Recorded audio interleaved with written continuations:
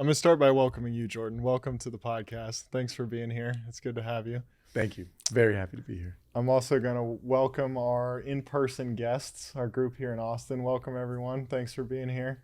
Maybe make a little noise. The microphones might pick you up. They might not.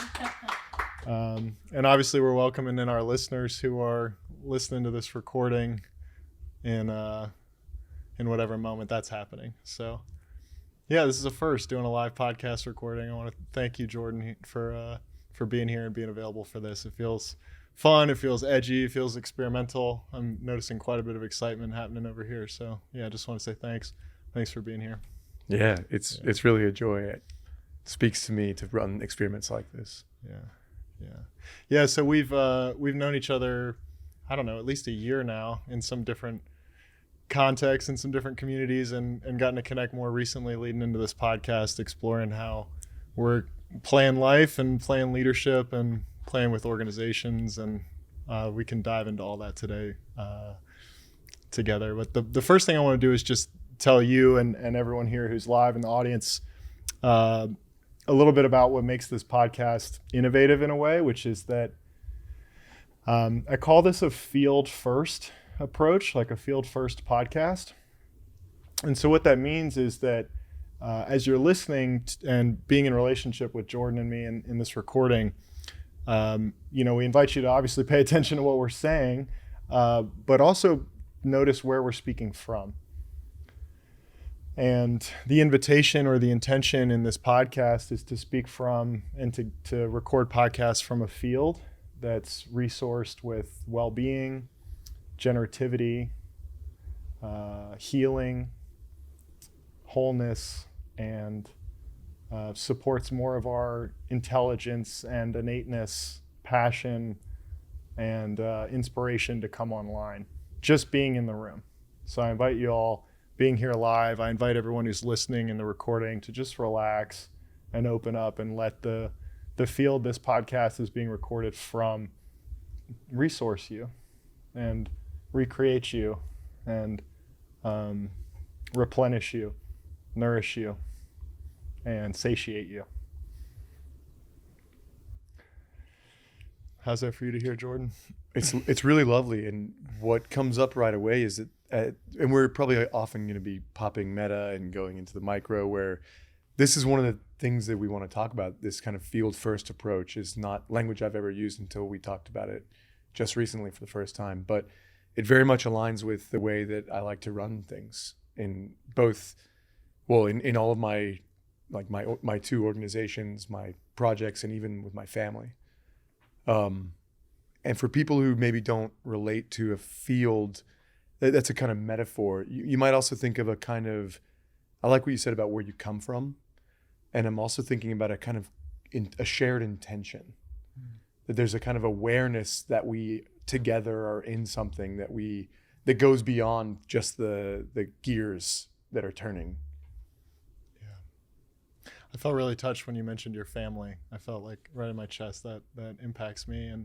And the quote, how we do anything is how we do everything comes up for me, because I make up that your entire life is a practice. I know mine is. Every moment of every day is a living, breathing practice. And so, when you said family, it touched me knowing that. It's immense. So I have a 2-year-old son and a 4-month-old daughter.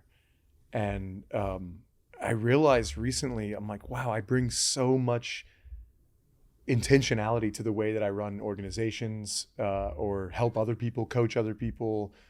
And I'm like, I don't bring the same kind of intentionality with my family, which is a little strange, kind of obvious. And the more I do that, the better things go. So yeah, it's been a really tender place for me. And it's like, of course, to a certain extent, like a 2-year-old and a 4-month-old, they can't do the same thing that like people in an organization can. And yet there's an intentionality or a field there that invites the same kind of showing up. We facilitated an incubator weekend last fall, and there was a 3-month-old in the room that I was holding most of the retreat while facilitating, and it was the perfect heuristic for the field It's like whatever was not being let through, like whatever was being Yes. stuffed into the back bedroom of people's psyches came through the baby. Like if there was Yes. repressed joy or repressed sorrow, whatever, the baby's like no filter. So whatever wasn't making it through the field and the collective that was being stuffed down would come through the child. And it was like, oh, I just have this perfect pure heuristic for whatever's in collective shadow in real time. I think this is the thing. Like I've experienced this in like a leadership training I led with a baby in the room. And then even recently in this math metaphysics symposia, we had babies running around, and at first people were kind of like, you know, we're running this kind of relational process to gel the group and surface these deep metaphysical sticking points. And people were kind of pissed at first, like, why are there babies crying? And at one point there was just a click where it was like, oh, they're part of the, I think I said something that really clicked it for this guy. It was like, they're part of the circle. They're part of the session that's happening. Right. And then, you know, in that classic kind of weird MC Escher loopy, it was like relevant to the metaphysical discussion we were having. And Right. yeah. Right. Yeah. I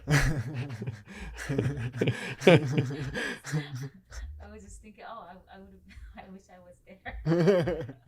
Really interesting experience. It was really weird and cool. Yeah.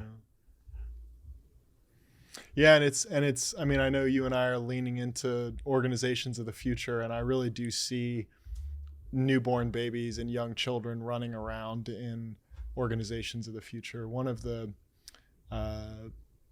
women who's in our ecosystem, in our incubator, who is a real community beacon for the weekends we hosted in Utah, she and I have had, speaking about Mary, if you're listening, I'm talking about you. She and I have had extensive conversations about how historically business and families have used each other in a lot of ways. And there's this, in the emerging economy and what's coming online and a lot of the work that we're doing, there's a turning towards each other that's happening. And how can business and family serve each other to support more thriving for both? Yeah, so there's something like, so in this example of the symposia that I was running, I brought my son and my wife for one afternoon, and it was the worst facilitation that I did. I was totally distracted, and I basically decided not to bring him. So I want to bring this up because I'm like, what you're talking about, I think, is 100% right, but it doesn't mean, this vision of like this kind of hippie vision of like Totally. everyone, the kids are running around while you're at your desk typing. Like we tried that in COVID, right? It was awful for a lot of parents. And it was awful for a lot of kids. Yeah. So there's something else that you're pointing to, I think. Yeah. Thanks for naming that. Thanks for naming that. It's so can you say more? Like what is it that we're sensing into here? What is it that's coming online? There's some sort of like, I keep wanting to divide things into fake categories. Like sorry, I guess that's what we always do with all language and carving up consciousness. Exactly. So it's like there's this naive version of like you said, where families and businesses are using each other, and you could throw in a bunch of other stuff, community, whatever. And then there's this kind of naive unity where it's like, well, we're all benefiting everyone. And there's something where I think we're trying to point to I wish I had better language for this. I don't, but it's something like a wholeness that still honors the distinctness of these aspects of society, and yet sees that they're all kind of emanations of a single thing. Yeah, the emanations of a single thing. That feels juicy. Maybe let's double click on emanations of a single thing for a moment. That feels like a good something to ground the exploration we're having in today. I think this is a way that I actually relate to even individuality. Like I think of like we so often, it's obviously true that we feel like I can move my hand right now and like nobody else can move that hand. Like there's an obviousness to the individual being unique and separate from others. And there's like an equal obviousness that's less commonly spoken about, that like we are making each other up right now. Where like I'm speaking because y'all are here and because you're listening, and I wouldn't be speaking the same way if you weren't, and if we weren't recording this. And so there's some sense in which we're like co-enacted as well. There's a unity or a kind of network that I am the node of, that is actually, so what I am is actually the creation of the relationship between all these things and not the cause of it. And so I often think about it as like a sea anemone, where like each individual is like a little, like you might have fun, any of you would want to do this, like while you're dancing, imagining being the little arm of a sea anemone, like you're on the dance floor, but there's one kind of underneath the dance floor, there's like one being that's actually pulsing through everyone. And the reason this feels really like viscerally accessible on the dance floor is because there's literally one beat that's literally harmonizing or vibrating our literal bodies at the same time. So it's not any like hippie vibrating bullshit. No, there's like a thing, like there's a speaker that's going like that, that's like hitting us all at the same time in the same way. So we can feel that oneness while also feeling our individuality. Yeah, and to ground this in the conversation that we're having in terms of organizations of the future and where we're coming from in leadership, for me, I mean, I want to see if this is true for you, but for me in the emerging economy and in organizations of the future, the inspiration and the reason for being shifts, right? Yeah. Like, our organizations still make profit, we still build systems, we still have products, we still hire people, and the fundamental grounding inspiration comes from a different place. It's coming from how can we, for me, I'll speak for myself, how can we create the most good for the most number of people, right? Right. And I was actually thinking about like, what's my grounding in that recently? And I might have even been journaling about it today, that what I want to speak to is alignment. And I think this is kind of an ancient idea. I was just reading the classic Marcus Aurelius Meditations, and he says something about this too, like what we want is to find like what's our unique purpose or our unique gift for the world. He says it in a very kind of like dour, stoic Marcus Aurelius way, but it's the same idea. And there's something that's so critical, and I think you embody this in your organizations as well, where like I'm truly looking for alignment. Where like, if we were onboarding somebody and it's not a fit, that's not a bad thing. Right. Like we wanted to find that. We wanted to know like, oh, you're looking for something else and we're looking for something else. So let's find that as soon as possible. Totally. I had that conversation today with somebody who was potentially a co-founder. Yeah. And it was really interesting. We had talked about with this technology startup, even giving, he hadn't actually signed the document yet, but he was going to have 2.5% of the company. And we found actually there may not be alignment. And I was like, well, obviously that percentage is still yours. And he's like, no, I think I don't want it if there's not alignment. I'd rather give it back for his own sense of integrity. Right. So cool. I did not consider that as an option. Like it was already signed away in my mind. Yeah. And it's that spirit of like, we really, even in parting totally. We want that alignment. Yeah, this is some of the stuff that's so paradigm blasting or like heart blowing when you start playing life like this, is having someone like, I had a sales call maybe last week where somebody was ready to pay to sign on as a client, and I'm sitting there and I'm just going, my mind is freaking out. My mind's going, it can't possibly be. They're ready to go. They're ready to sign. Yes. And there's just some total moment of, I'm honestly not getting a yes right now. I'm not getting a yes. It's not a full body 100% yes. There's something else here. So let's just accept the truth of the moment and then explore what else is available. And that might be another offer we have. It might be referring them to someone like you and going, actually, I'm really getting the guidance or the inspiration, the listening I'm getting in this moment. I'm doing this gesture, if anyone can't see. I often do this it's like pulling things down, concretizing out of the causal, out of consciousness into the concrete.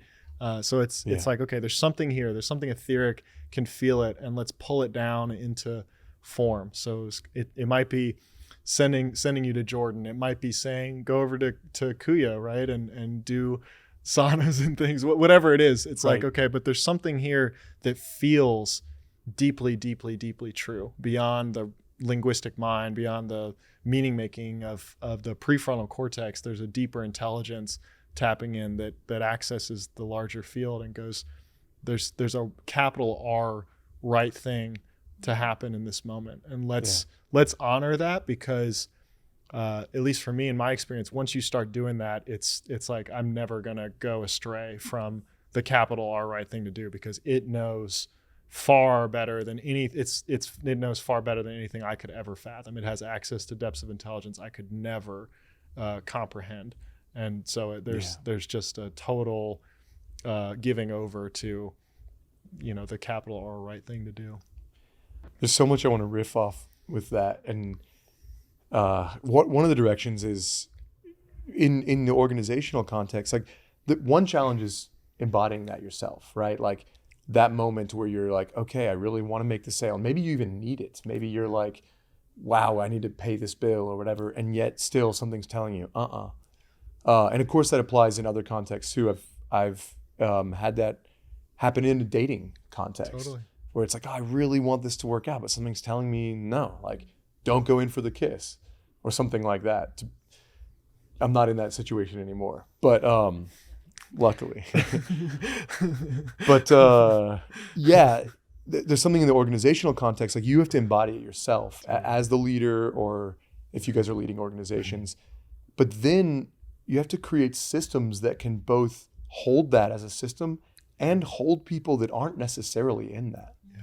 And that's where it gets really tricky. And I feel like we're still on the cutting edge where we don't have, I can talk about it and I can riff, and we will. Yeah. But I feel like when we talk about the organizations of the future, like that's part of what we're figuring out is how do we hold unconsciousness without demanding that it become conscious and still remain conscious as a system and a collective.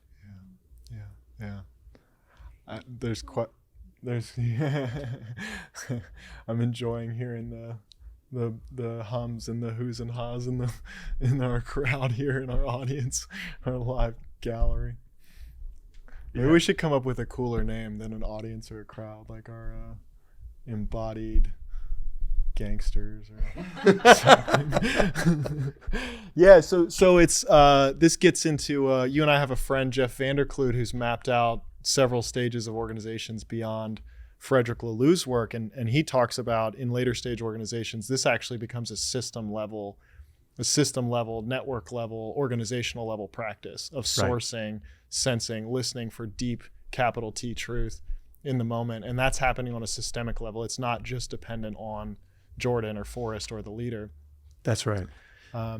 And I just want to name one more thing to be on a little bit more of the human side, which is as you speak to this, it touches into the grief that I feel on the number of times that, and I might even get a little emotional saying this, but the number of times I've had a team who gets, hey, Forrest, like, what's the structure here? How's this going to work? Like, you said it was going to go this way. Now it seems like it's going to go this way. And I'm sitting there and like, there's a total giving of like, the only thing I can do is go with what's deeply true and right in this moment.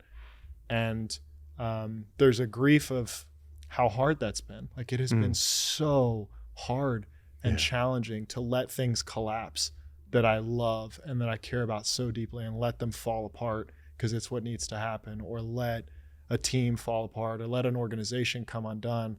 And it's like, it's been so humbling and painful to let things die that I care so much about in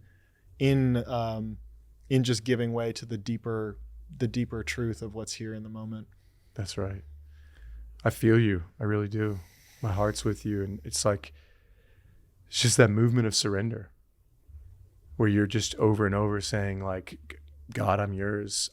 Where God could be the mystery, or where, like you said earlier, there's so much in the not know. There's so much more that we don't know than we know. And so you're recognizing that over time where you're like, well, shoot, like there's my body mind attunement system is like making so much meaning that's beyond what I can access with like linguistic analytical faculties.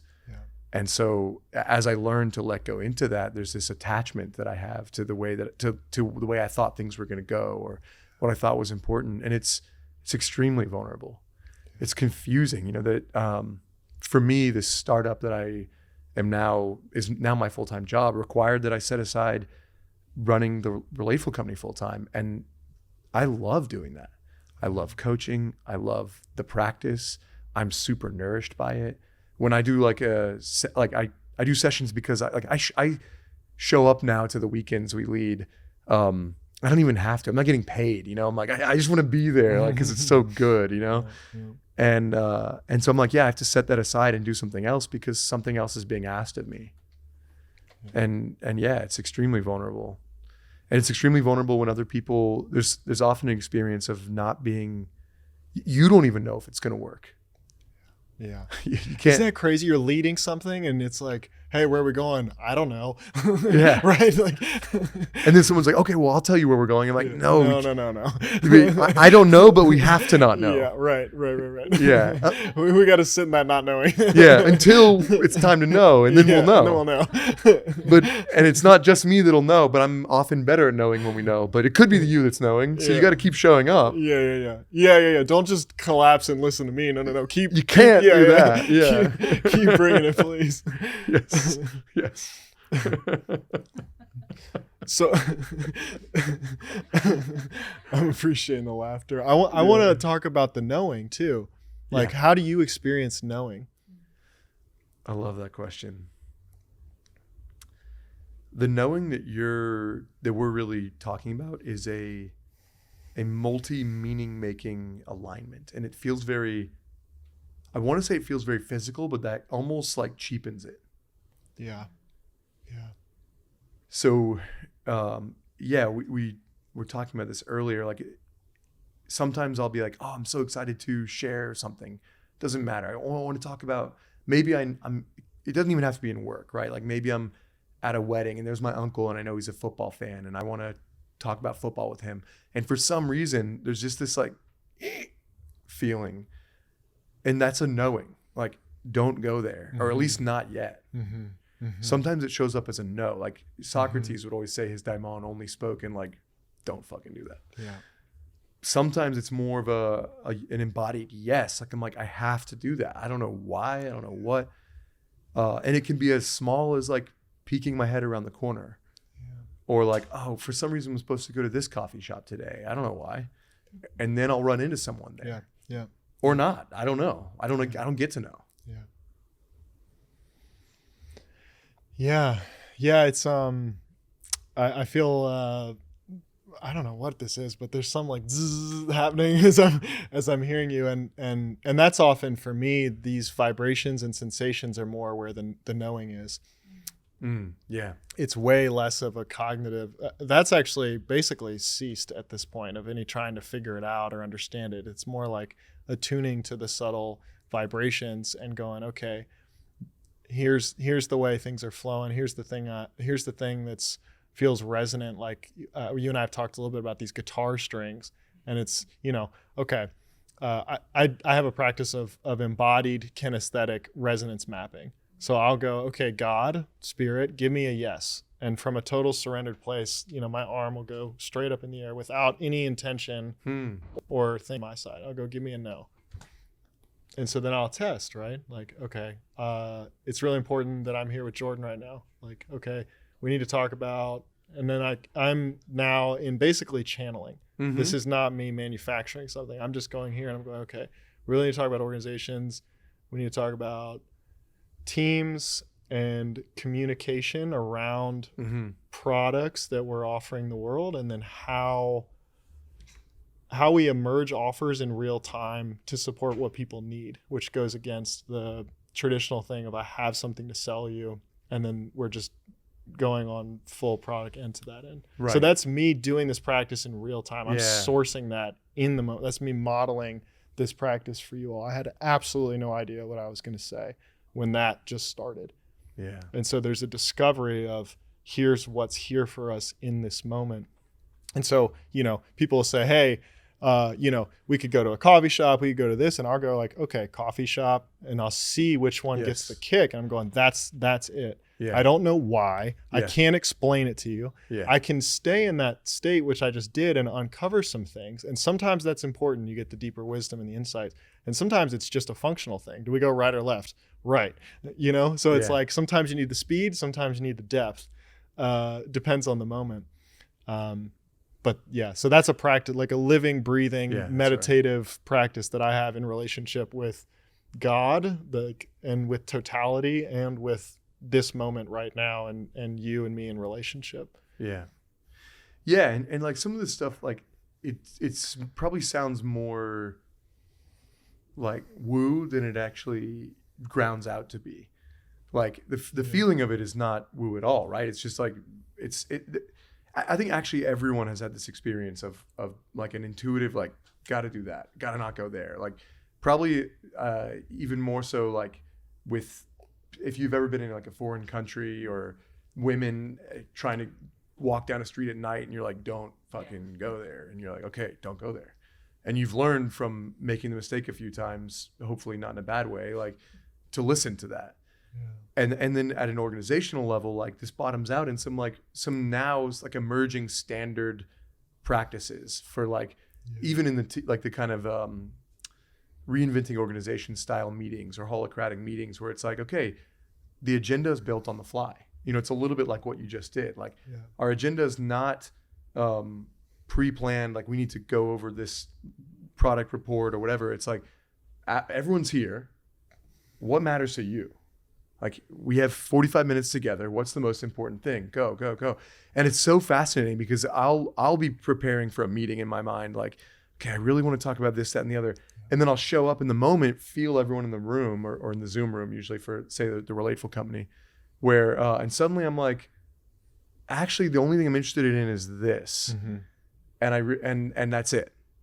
And like all the other stuff, I don't even, and it's weird because in people like in the Relateful company, you're like, wait, we never hear about like, you just ran a huge training and we never heard about it. We want to hear about it. But one time I had like one of our staff was like, we should do like an internal document where like we share like internal communications, like of all of the events that have happened and what they were like. And I was like, great, you should do that. Yeah, right, exactly. I love that impulse is coming through you. Yeah. And she was like, oh no, I'm not gonna do that. And I was like, well, maybe someone else will feel it. Yeah. And it was like crickets. And it was like, cool. So anytime anybody wants to do that, you can do it. Right.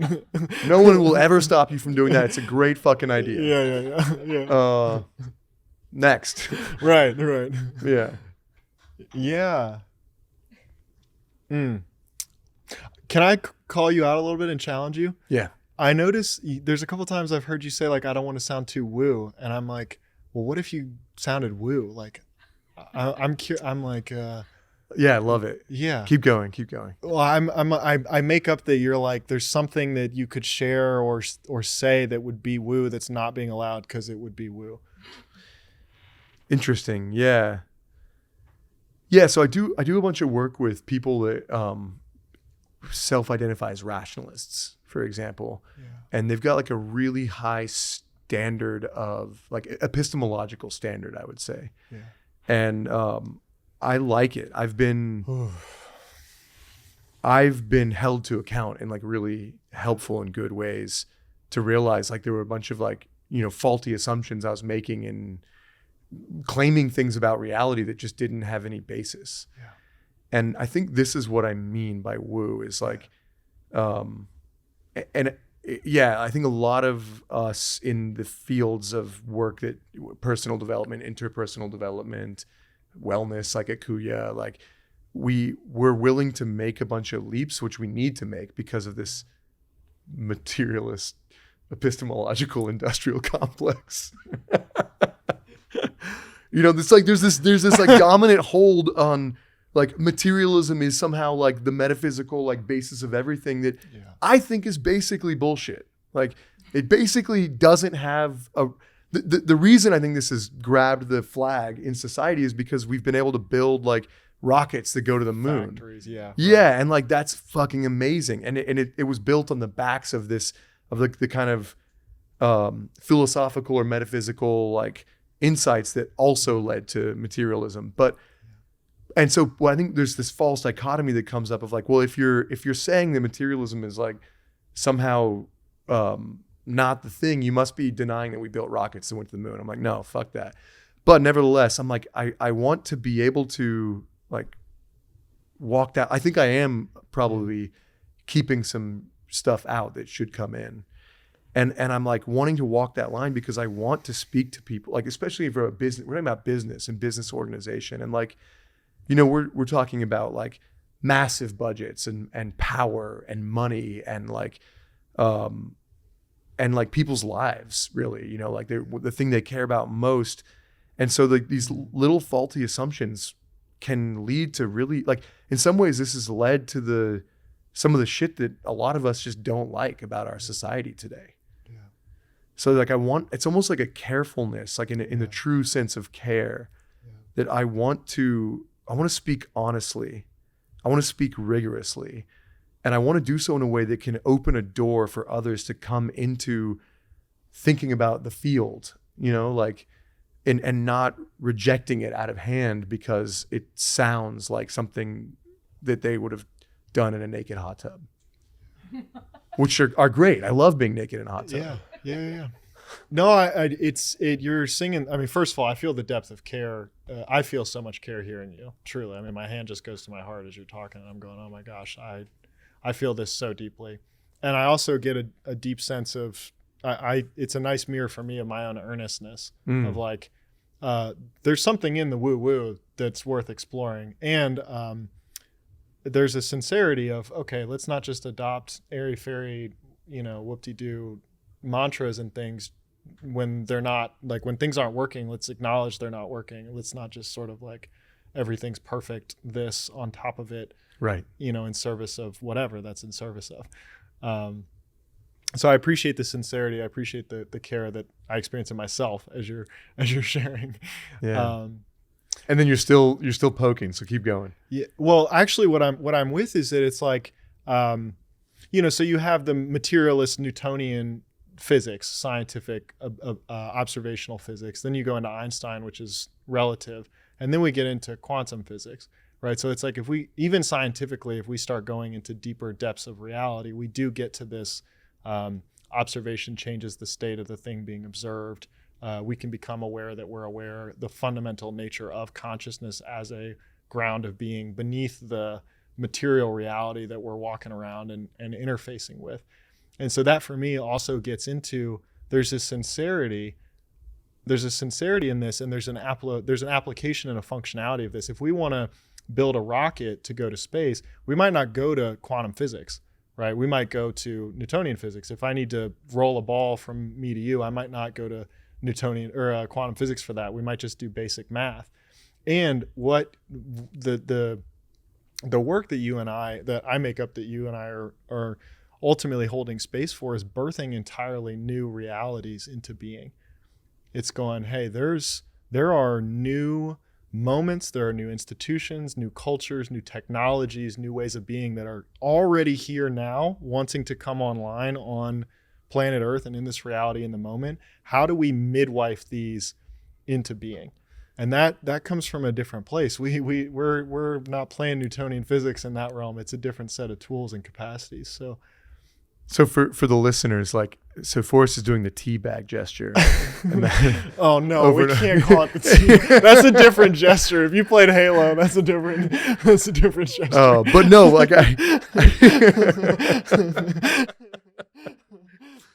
This is the concretizing gesture. Well, I'm really glad that you keep doing this, because I think this speaks to like why. All joking aside, I'm like, this is the thing I'm passionate about, like landing these ideas.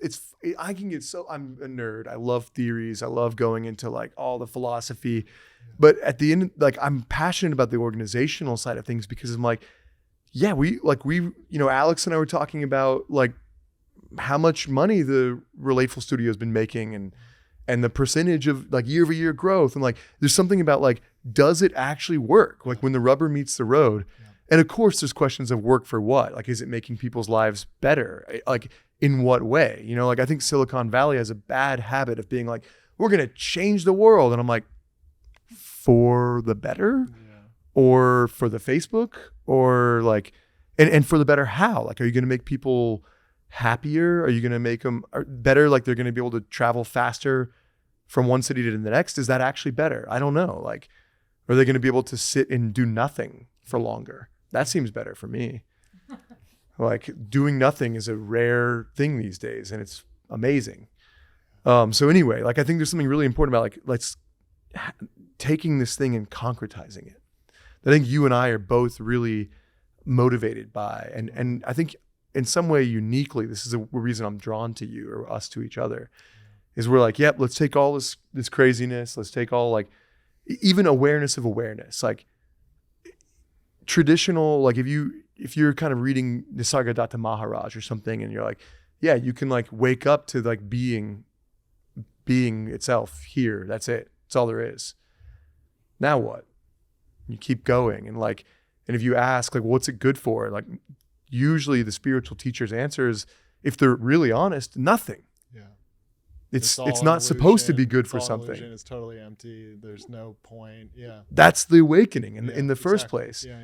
And I'm like, yeah, I dig that. I'm down with that. I know that feeling. I can speak to it.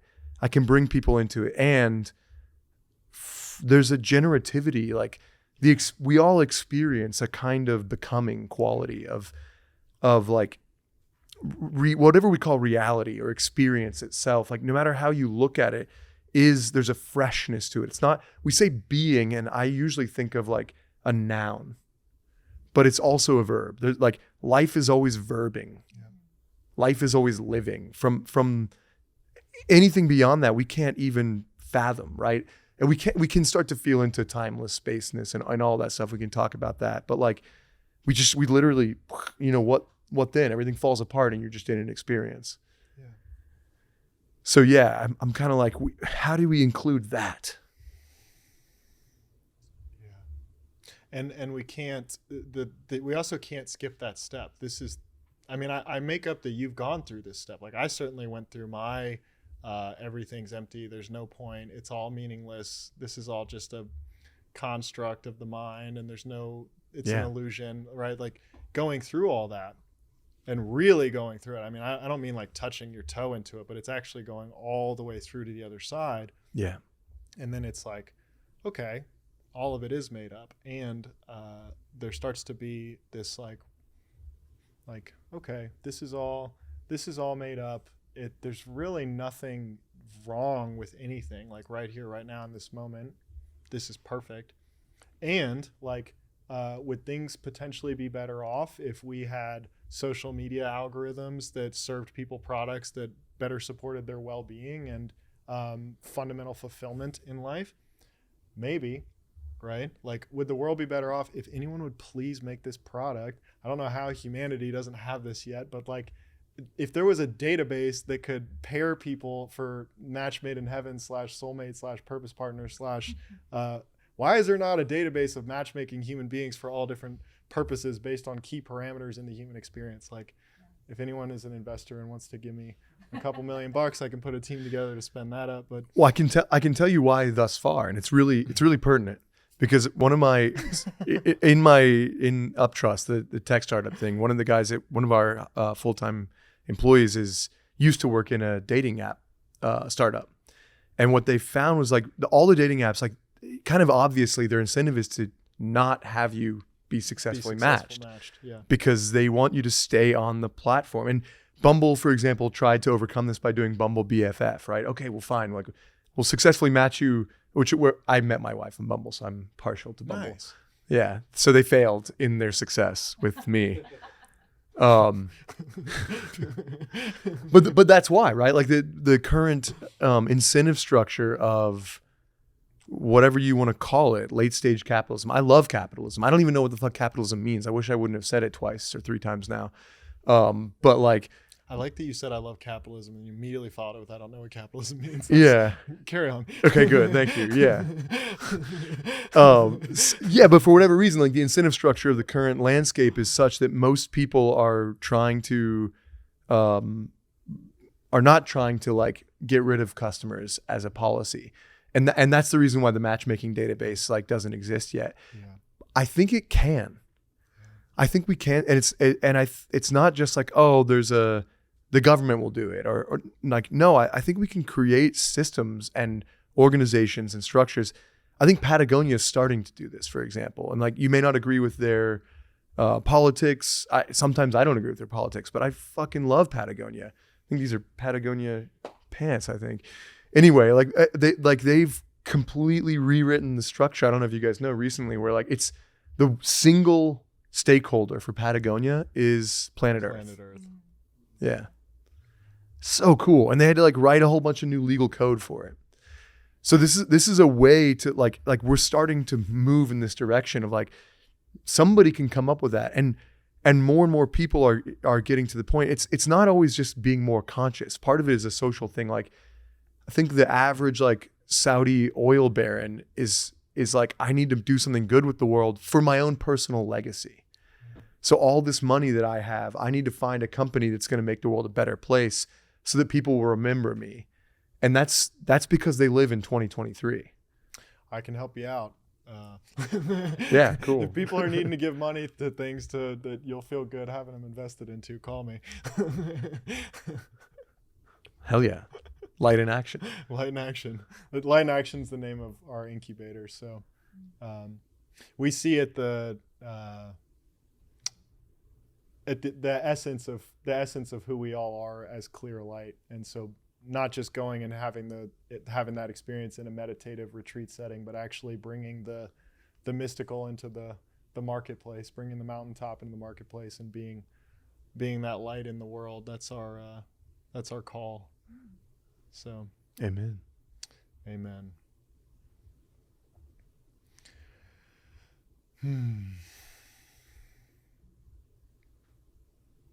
What is most challenging for you in this moment in relationship to leading?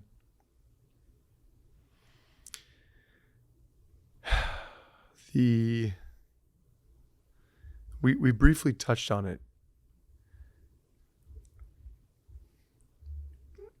The way I like to run organizations is very like self-organizing in a way that's like deeply chaotic. And it can be very challenging for people coming into the type of organization I like to run. You can err too far on the side of autonomy also, where you don't get enough communion or collaboration or working together. But all that's fine. I feel good at managing that. I practice that in the relateful practice, especially flow. Like, I've got a decade of experience with that. But there's something about running an organization in a different way. Like I'm in a meta frame where, like, a traditional, say for example, like a product manager type role, there is a place to kind of channel that energy in the organization. But there's not a place for that energy to become the meta frame. Yeah. And that feels really hard. I don't even know if what I just said makes sense to anyone.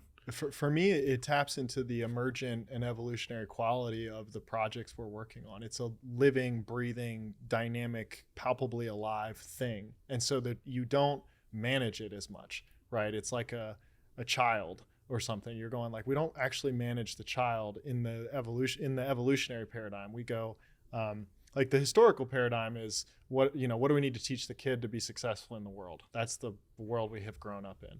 The world that's coming online is like, what if a child is born into the world with gifts and wisdom and passion and curiosity to share in service of their own being and becoming, and in service to others in the planet? So how do we create ecosystems for happy, healthy, fulfilled human beings to thrive, cultivate our curiosities, pursue our passions? And that just grows up into the workplace. It's like, we are very quickly stepping into the world where basic survival needs are met for every human being. Yeah. That this is available to us in this moment if we just reorient our planetary systems. I mean, we don't lack resources or infrastructure or technology to meet basic survival needs for every human being on planet Earth right this second. It's just it's an operating system and an orientation shift that happens. So what's the purpose of work at that point? right? It's the flourishing and the flowering, to use my hippie word, the I flowering. love flowering. I love Me it. too. It's my Yeah. feminine side is like, Exactly. so the flourishing and the flowering of our innateness and our gifts and our passion into the world in service of that just happening, because that's what life does. That's lifing, right? That's Well, that's where flowering is like, it's not even a metaphor, right? It's there's like a literal, like you go and you see a flower and you're like, damn, that is beautiful. right, Just for the sake of itself. right. It didn't need to And be. there's no two that are the same. Like, Yeah. even though they might look the same and stuff, they're all uniquely different, and they're all a unique expression, a unique flavor manifestation of the one source that all is birthed out of and falls back into.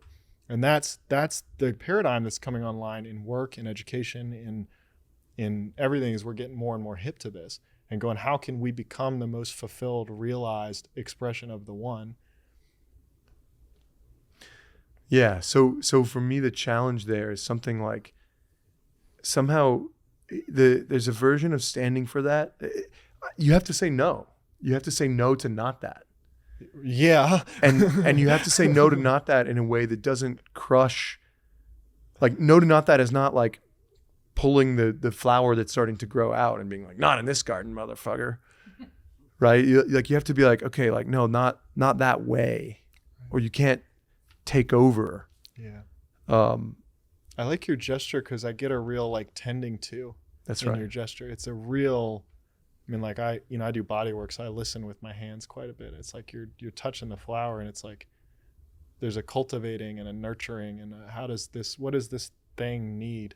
And that's what we do with our projects. I mean, it's a living, breathing thing. It's not just this is a machine that we're whatever. It's like, what does this being, this being that's called relatefulness, that's called light in action, that's called upwork, uptrust, what does it need in this moment? What does it want? It has its own consciousness. It has its own trajectory. It has its own unfolding. It has its own needs. How do we listen to that and nurture that and tend to that and support its own becoming? Right. So I can give you like an example of, like, in the same event, kind of a success and a failure in this way, this leadership. So I was running this math and metaphysics week. It was the third of a series of 4. And it's basically like a think tank, which I'm running in this crazy, weird way, and the other organizers on board. It's really cool. So there was a participant that was kind of like, why, like, fighting this way we've been running it the whole time. We're like, was like, I don't get, and like, not getting that she was invited to kind of bring her flavor as an expression. And so kind of this inspiration came through one morning in the kind of planning meeting. I was thinking, how do we, like, there's something here. Like, how do we say yes to it? How do we bring it in? How do we weave her thread into the fabric of the collective? Like, what's wanting to be birthed here? Like, she's sensing attention. Yeah. We have to say yes to it, not just no. Yeah. And so the inspiration came like, we were going to do lightning talks in the morning, which I don't know if that structure makes sense to everyone. Yeah. Okay. So I was like, why don't we let her be the MC of the lightning talks, and she can set the theme, be like, what's not working about this conference? Yeah. And what should we be doing instead? And she loved it, of course. And it was a huge success. It was great. Like, it brought a bunch of stuff forward that needed to be brought forward. I loved it. It was enlivening, like, awesome. So that day was great. Everything moved forward. And then the second to last day, the same woman was kind of like being persnickety again in a similar way, or really. And we're like, okay, well, let's let her bring her thing that she wanted to bring. And it was like on the last morning, and we didn't do it in that kind of weavy relational way. We're like, well, we want to do lightning talks. You want this, let's put it together. We were like, here's an hour to do your thing. And it was, kind of a disaster. Like, it was fine, but like half the room was like super triggered at the way she brought it, and was like, why are we doing this in the last morning? We should be doing something else, and blah, blah, blah, blah, blah. And I was kind of in the same boat. Like, yeah, you're right. I don't know why we're doing this. Like, this was a mistake. Yeah. So it's like saying completely you can't do your thing, or like screw you would have also been a mistake. Yeah. But just bringing her in, mistake. It was that perfect synthesis. That's the thing that we're looking for. Totally. And there's a coming from, for me, when I hear you, there's a coming from and an orienting from. What's the intelligence that's available in what's happening right now? Yeah, Right. that's like right. Leading from here, it's like, okay, there's tension. People are triggered. There's a lot of conflict. What's the wisdom? What's the insight? What's wanting to reveal itself into this moment right now? It's not like, oh, everything's broken and I got to fix it. Even that impulse has wisdom in it. If it's like, if you can take that and sort of step one frame behind it and go, wow, Forrest is sitting here as a leader going, things are broken. This needs to be fixed. Like, that's data in the system of with what's going on. So sometimes it comes through even you as a leader and you're going, wow, I notice that Forrest is feeling like things are really broken and need to be fixed right now. Like, let's get that information into shared awareness see what the evolutionary updraft has in terms of how this is sorting itself out. Like, there's a connection to how intelligence is in the unseen coming into higher order expressions of intelligence. And all those are manifestations of that process. And so there's a coming from, like, I don't know if trust is the right word, but just almost like a knowing of that's the case, and listening for that and feeling for that, and whatever this gesture is, dancing with that, like stirring that. Yeah, trust is the right word if it's dynamic and includes you. And a lot of people think trust means some sort of like total receptive letting go, or there's a kind of staticness to it, right? Like, I have faith often has this like, I'll give it, just defer it to whatever. But what you're describing and what I think is required is to lead this kind of way and to have an organization this kind of way, and also to solve the kind of global issues that we're facing, is an active trust. And this is one of the main things we have to teach our relateful facilitators over and over again. It's like, that thing where you're like, oh, Forrest he's not liking what's happening. Like, you have to include yourself. Mm-hmm. Your desire and your will has to be part of surrender. Radical self-inclusion. Yeah. We call it full selflessness. Boom. Yeah. That's it. Yeah. Yeah. Yeah. Yeah. And a lot of us that are trained in like servant leadership or all these kind of modalities of healing others, like, we train ourselves out of it. We become this kind of like husk of a person. And there's good reason for that. Like, you know, if you're just, it makes sense in the world that there's, I'm just gonna say there's a lot of good reason for that. And there's like, partly because it's way more complex. You have to manage like much more complexity, but I think we have to re-include ourselves. Yeah, totally. I have taken this to the point now where I actually encourage what I call healthy narcissism, which is like, there's ego dissolution, which is the other side. Like, I'm just going to let go of every impulse, every desire, every thought, everything into emptiness. But then there's also ego fulfillment. And so I'm like, what if we play on that side? What if you really bring the thing that's happening in your experience in the moment and bring that in? And turns out, oftentimes, if you really go through that, it does actually dissolve, but you get a fully realized fullness expression as opposed to the bucketing out empty side. Or the kind of neutered, lifeless, right? Like bland, tasteless. The stink of Zen disease, I've heard it called. Like, yeah. In the Zen tradition. I'm not like criticizing. That's the Zen way of calling it. I know this is like just in a tangential direction, but I want to reground. I was talking earlier about the grief of teams falling apart and projects falling apart. And you and I recently talked about, I've been using the term, deductive structures, which is when you build the death function into the birth of something. You build the deconstruction into the construction of it. And this is something that so evidently is coming online for me in teams, projects, proposals, companies. In the economy that's emerging right now, people will birth a company for 3 weeks. That's a thing. You will create a company and go, it's here right now to serve the month of November. It's here to serve this crisis in Louisiana. It's here to get us to this point, and then it just falls apart. And we have a consciousness left over of like, it's a good thing if a company lasts 100 years. Why? Right? Like we are really opening up to a world that's far more dynamic. You might have 6 different jobs in 6 different organizations in a year, and intelligence is moving us through into these different situations, which are in a really dynamic way, almost like a beehive, right? There's this deeper intelligence that's moving us around as we self-organize around what's important. But I when I go to get an impulse now, I'm like, I feel compelled to convene a monthly call for this community. Okay, let me listen for some type of, okay, I hear it. There's going to be 12 of these. So there's the deconstruction already in awareness at the inception. Now I'm not married to that, right? We might get halfway through and realize there's a lot more juice here. This either wants to extend, something else wants to emerge, this wants to fall apart earlier than I initially sensed into, and all that's great data that helps refine the process of listening and sourcing and sensing. But the awareness that like everything that's born dies, and allowing that to show up in business context, because we live in a world where we fight really, really, really hard. In my experience, this is at least my projection onto reality, if it's not a accurate seeing perception, which is we fight really hard to keep things going that oftentimes would be better falling apart. I mean, the famous metaphor is like, what would have happened if the government tried really hard to keep horse and buggy businesses alive when the automobiles were invented? It's like you're fighting reality in a way, right? Like evolution's going a certain way. Sometimes things dissolve to make space for what's coming online. Yeah.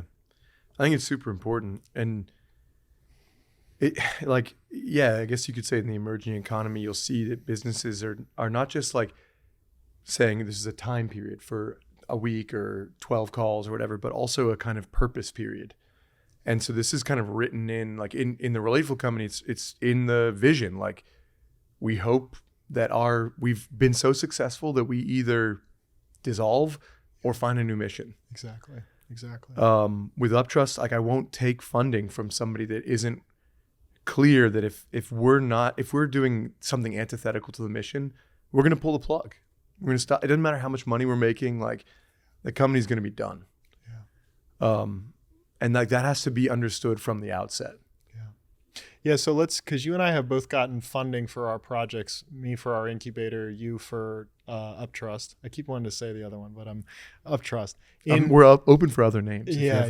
Well, we can play with that too, but in like post-conventional ways or non-normal ways. And I want to speak to this too, because we're both embodied examples of something that might sound woo-woo until you go, well, this has now actually happened in reality. So yeah, let's speak to that. I mean, and you've raised more money than I have, so I'm looking at you to really shine here. Cool. Yeah. Yeah. So I guess I can just be outright. Like, so for this company, I've raised $1.1 million, and it wasn't like I went around, like showed up to Capital Factory and like drummed up whatever. Capital Factory is the startup incubator in Austin. I'm aware of that possibility. So like, it's not like I was just kind of like hunky dory, like boop, boop, boop, boop. It was like this kind of listening, this knowing that you're describing, where this, I basically was just very critical of social media, like for the past 10 years. And a lot of things that have been like coming out more obviously now, like with the social dilemma, the Tristan Harris stuff and all that, now is like becoming mainstream. So I was coming up with a kind of way to solve this, or at least a version of solving this that still might fail. We'll see. But essentially, I kind of couldn't put the project down. I kept developing it and talking about it with people. And like I said, I really love doing my other work. It's amazing. I feel it's deeply meaningful. It's kind of like all the things that people want. Like if you read some personal growth person or on Instagram, and they're like, well, what, like your business should be purpose driven and like help people grow. And then even beyond that, like I'm not even just helping people grow. I'm helping people get rid of or let go of the need to grow and actually embrace life as it is now. Like I feel like it was like a very, very, like I'm deeply blessed or grateful in a certain sense. Yeah. So it's weird that I kept kind of developing this project to, and so eventually I was like, okay, I guess I have to do this. But then and I started talking with a particular friend, I'm going to do it. And then there's this, I'm going to do it phase that was pretty long and drawn out for me. Like where I'm like, I'm going to do it, but I don't know what that means. And I'm like, I'm talking with people about it. I'm writing about it.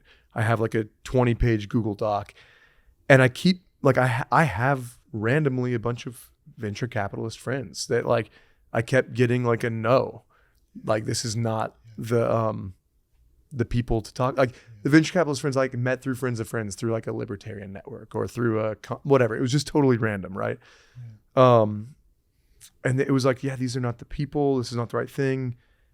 And then and what actually happened, but I still kept holding that intention of like, I'm ready to do when life gives me the yes. I'm going full in. I'm ready to go 100%. And like, I thought it was actually going to happen faster. So I was like prepared to step into full-time this after my first paternity leave with my son, Jack. And it didn't happen. So I got re-involved with the Relateful company. And then basically what happened is I started doing a kind of prototype of this project in the Relateful company. And one of my facilitators who also happens to be extremely successful and has started a bunch of companies was like, hey, I think you've got something here that's beyond just the thing you're using it for here internally with the company. And actually it was his wife that was like, yeah, you guys need to fucking talk. Like, I was like, yeah, you're right. Like, I've been thinking about it a lot. And his wife was like, you guys need to talk. And that's when I got the, like, we have to talk. Like, I was like, I was busy and he was busy. And I was like, I cleared the schedule basically to get on the call with him because there was this, when the way she said it, I knew. I was like, there's the teabag motion again. It's like now is the time to instantiate. For this podcast, it can be the teabag. Yeah. Now's the time to instantiate. Yeah, exactly. So sorry, I don't know if this is an exciting story. I'm not a great storyteller. My apologies. But and I've never told this story before. Yeah. What touched me most is what he said to you when he was giving funding and like the conditions for the funding. That's what touches me the most. Yeah, can you say more? Yeah, I mean, I'm enjoying however you self-assess yourself as a storyteller. But to me, the way it sounded to me was like, hey, this funding is for you to, you raised $1.1 million from this investor, and his conditions were, how I heard you is, you're going after something that nobody else is going after. There was a transmission in it of the way I felt him through you speaking was like, I don't even know or maybe even care if I get this money back. Yeah. What I actually care about is seeing the life force energy that's fueling you and fueling this project realized in the most full expression possible. And that's what I'm funding. If that stops happening, then the funding comes out. But however it turns out, I'm actually kind of detached from the outcome. I'm funding that unfolding. Yeah, that's right. And actually it's even a little crazier. Like he funded $1 million and then another guy got involved and was like, I don't have enough time to work on this, but here's $100K. And I was like, we don't really need this extra 10%, like on top of, like, it's not like it's going to make my runway super long or whatever now, but like I wanted him involved. So there was an energetic kind of involvement and with both of them. So I want to mention that because it's a similar thing of like, I wasn't asking for it. I wasn't drumming it up. It was, I'm fucking committed to this thing. I'm ready to make it happen. I'm going to say yes. Like, it's not like hunky dory. Like, again, when we said yes, I then got lawyers to like draft up the right contracts to then have it all straight, on when there's work to be done, I'm going to do it. Yeah. But I'm showing up to a flow that's already there. Yeah. And it was absolutely 100% explicit. Like I'm looking these guys in the face and saying like, if I'm going to consider this a success, if we design something that Facebook completely copies and we just fail miserably as a result, but the result is civilization is better, that's a success. Yeah. And for them, they're like, yeah, that's a good use of my $1 million. That's a good use of my 100,000. Like, right. Man, and it makes sense, for a certain person with a certain kind of money, like you can spend $1 million to like make Facebook like actually pro-social. Holy shit, what a steal. Right. And like, that's the attitude that is the new economy you're talking about. What a steal. If you can spend $1 million or whatever it is for, the equivalent, maybe for you, it's $10,000. If you could spend $10,000 and the pandas never go extinct, what a fucking steal. Yeah, I want to invite our audiences, I'm tracking both our listening audience and the audience in the room. What I call you, embodied gangsters. There's something in Jordan and what you're saying that I have done, and I want to invite you all to do. You can do it in this moment if you want. It's an invitation given with freedom, meaning you're welcome to do it or not. But you can do it in this moment. You can do it in any moment.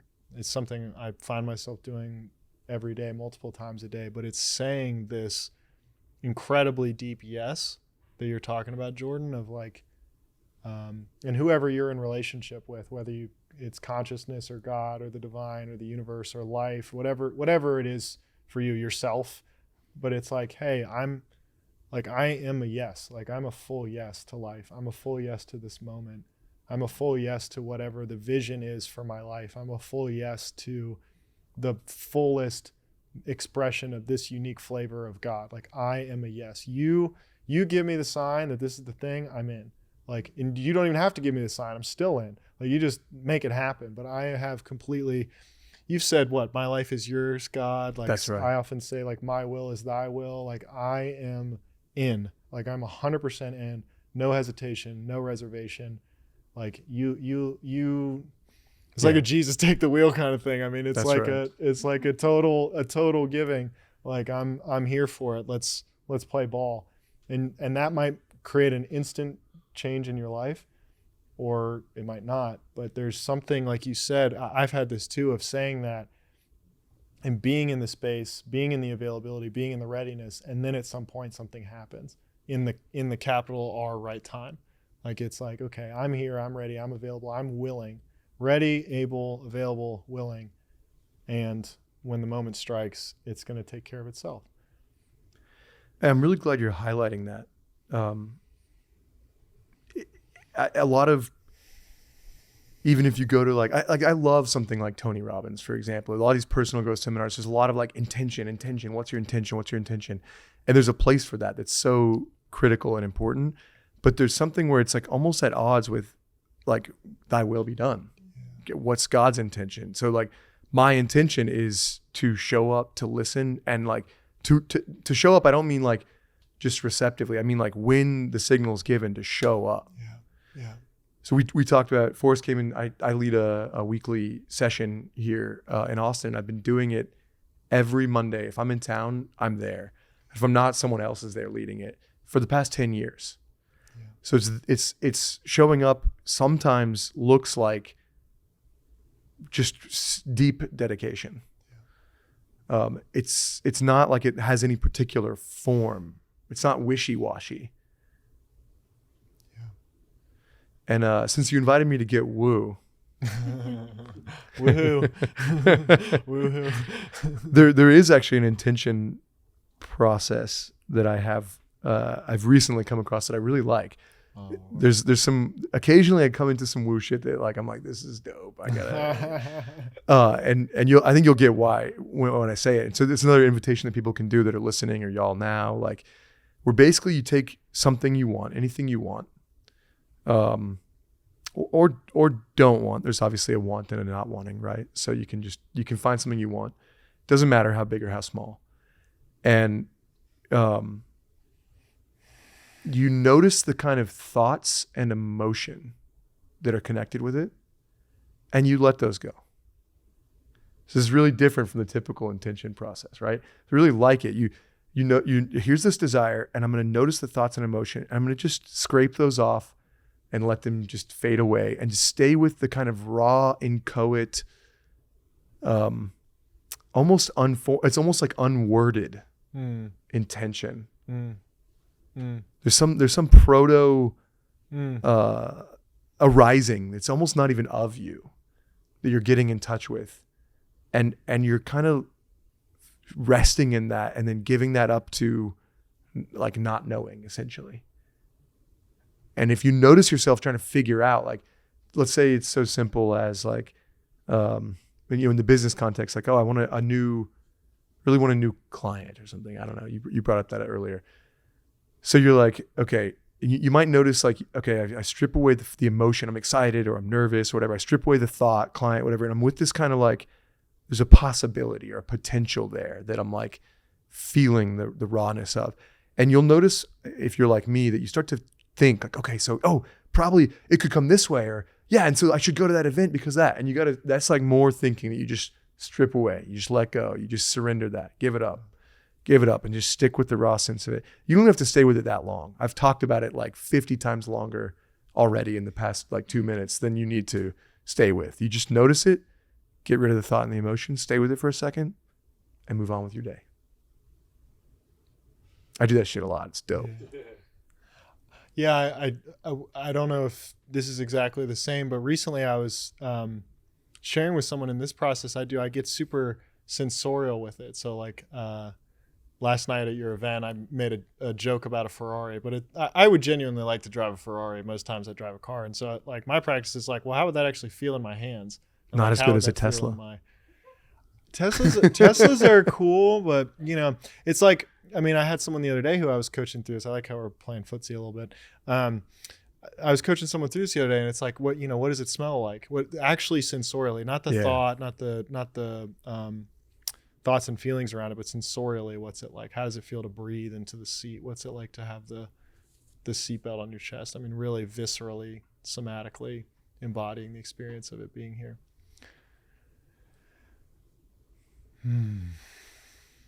I'm curious if anyone has a question. I know we said we were going to make space for, okay, we got a few. I just had a question in regards to that intention setting technique, because I think sort of normal manifestation teachers, what's very hip right now and current is the opposite, right? To lean into feeling your feelings and like what would the accompanying thoughts be. Do you think this technique that you offered works because it engenders more neutrality and like we don't get so attached and fixated on the feelings, or what have you found about it that you think, you know, because to me I'm like, oh my God, that's a total overhaul. Like I'm open to it, but sell me on it. Yes. Awesome. So let me just recreate the question real quick. So the question we're getting is, Jordan, in what you're inviting, there's a distinction or a noticeable difference between maybe the standard world teachings or standard manifestation teachings, spiritual manifestation techniques of, the more popular techniques in the world are cultivate the feeling of having it, think about the thoughts and who you'd be, create the story of who you are having this thing that you're wanting to manifest. And you're giving a distinction here, which is actually drop all that and just be with something deeper, something more, something deeper. So that the distinction between maybe where the world is, the world's leading edge manifestation teachers are versus what you're inviting. Yeah. I want to say there's 3 reasons why I think it works better. And I had them in my mind and now they're gone. Fuck. The word I'm thinking is detachment. Detachment? Yeah, I think there's something like, one thing is that like we are incredibly small as individuals, right? Like compared to anything, right? Compared to, like you drive your car and you get in traffic and you realize how small your car is compared to like the city you're in or whatever, right? So like when you are deciding for yourself, like what the thoughts and the emotions and the feelings are going to be, you're like using your individual capacity, which is so fucking small. And instead you're using the God capacity, the not knowing. The not knowing is, as far as I can tell, maybe there's some end of the universe where like some computronium like knows everything, but like whatever, as far as I can tell, the not knowing will always be infinitely larger than the known. Like almost categorically, like logically. So you're tapping into that power, which is infinitely bigger and more capable. So that's the main reason. I want to speak to that too, because there's I see your hand, so I want to come to you in a moment. But I also want to speak to this on the manifestation side, because we've seen, I really light up hearing you in this not knowing bit, because it's, the traditional manifestation teaching is I'm here, right? And there's something that I want. Maybe it's a car, a wife and kids or whatever. So I'm going to create the thought in my mind of what this would be like. I'm going to create a visual. Okay. I can fantasize about what it would be like to have this. Oh yeah. Like who would I be? What's he wearing?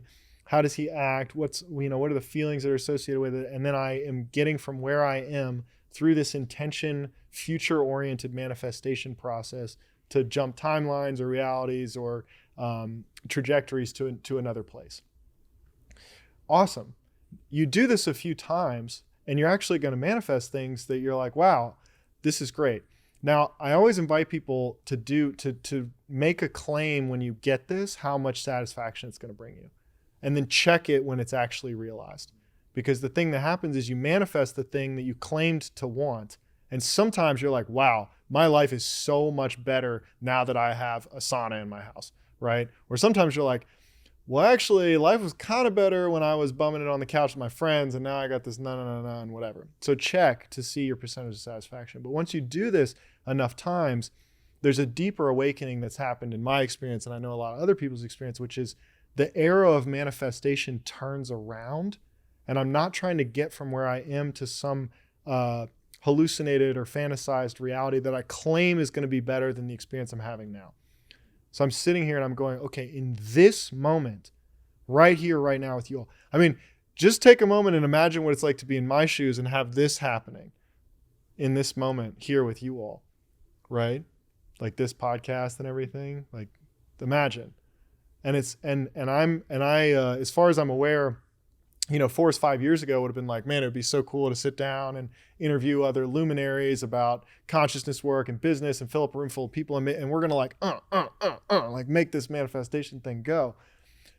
At some point that's kind of given way. And it's like right here, right now in this moment, this life for Forrest, this life is better than anything I could have ever fathomed.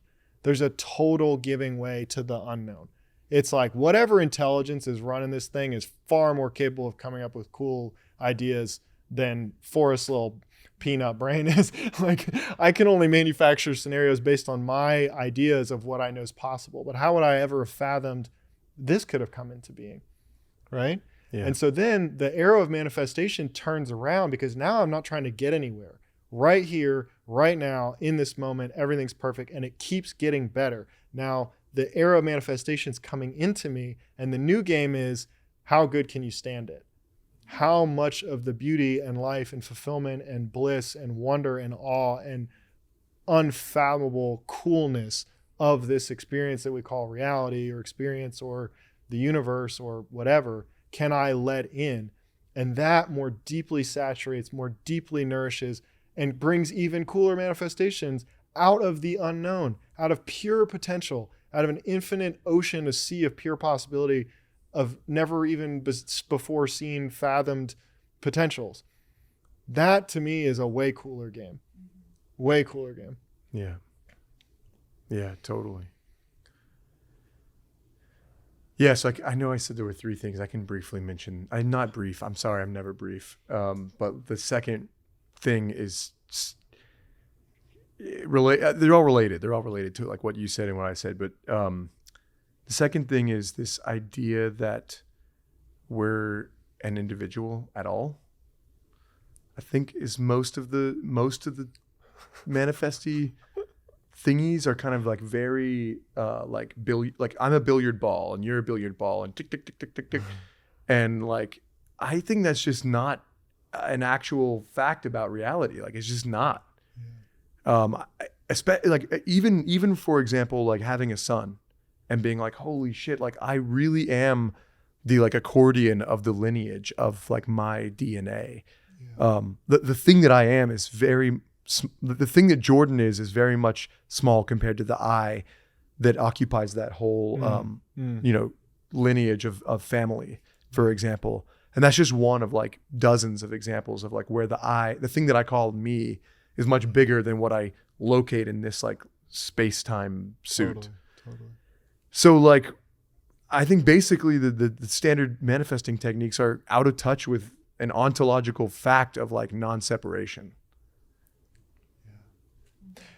Yeah. And so like, I mean, you know, as an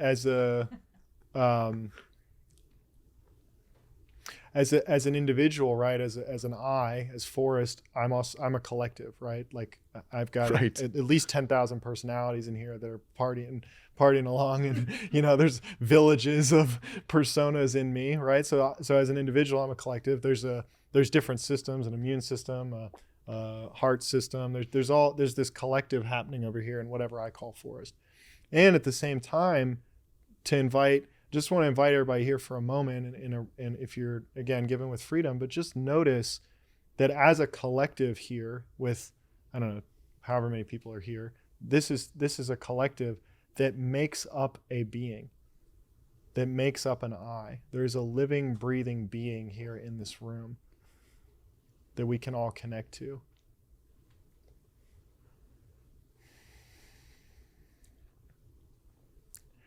And if you're open to it, you can also include all the people who are listening to this podcast in a different moment in space and time, in the being, in the I of that's gathered here in this moment.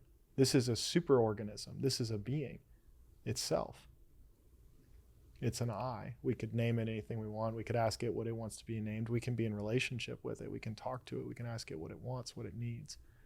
This is how we lead companies. Or I mean, right? Yeah, we'll give here. I mean, Jordan, I know you do this. We do this. We'll give everybody in the room an opportunity to speak as the being, as the I. What if you let your voice give its way over to the I that's made up by the collective and speak as that being? We might be able to play with that with our few minutes of practice after this. But to ground this more in the planetary systems perspective, from where I sit, every single human being is a cell in the body of humanity as a superorganism with almost 8 billion cells now. So where is this I that we call humanity in its development? How old is it? For me, it's like a 15, 16-year-old teenager that's had a lot of trauma and needs therapy, right? Like aspirations for a brighter future. Man, you give it a lot more credit. I was like 5, 7, right? 7, yeah. You know, and so it's like, what does this being need right now? What does the I of humanity need? And these are questions I've grounded my entire life in. What can we do through me? That's a question I ask every day. What can we do through me? It's beautiful. You know, and I make up that the people who are gathered in this room right now, and the people who are gathering in the listeners of this podcast episode, we are the heart and the immune system of humanity, of our collective body.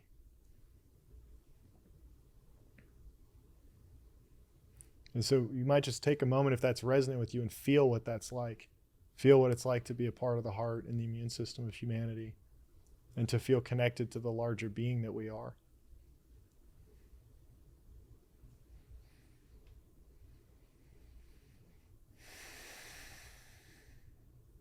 Now maybe this superorganism has access to higher order levels of intelligence than Forrest Wilson does.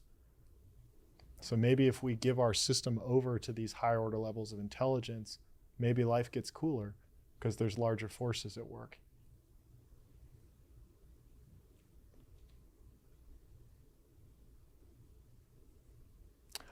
Give me 1 second. I want to go to you, sir, first. Yeah. Yeah, so I just want to share something on the topic of intentions for me that can hopefully bring something to the discussion. So I think for the last 20 years now, like listening to Deepak Chopra, Tony Robbins, I've had like so many variations of doing intentions and how that's played out in my life, and it's all been great. And like I kind of like the open intentions probably for a couple of years, I don't remember. But like since I moved to Austin, the circles I was running around in like started to come up again. And like for me, what's been so cool is I think the last iteration I would do would be more like, can I align what my intention is with what I think a higher purpose is in the moment, you know? And that was kind of the game. And then even within that, I noticed I'd pay a little bit more. It was kind of a fun game because it's like kind of pay attention to like how that manifests. Like usually if I want to show up and contribute something, it's almost always validated in my experience. And it was just, you know, I pay attention to. Whereas now, actually, since I moved here, what I found is when the purpose that I'm finding in setting intentions is to get present and grounded in reality in the moment for myself. And so regardless of the outcome, it's been kind of cool because I don't even really care about even if that manifests in reality. It's more like I think the power is like for instance, last week I was going to this like great marketing event I go to every month. I'm like, what's my intention, right? Just to kind of center myself. I'm like, it's to connect with great people.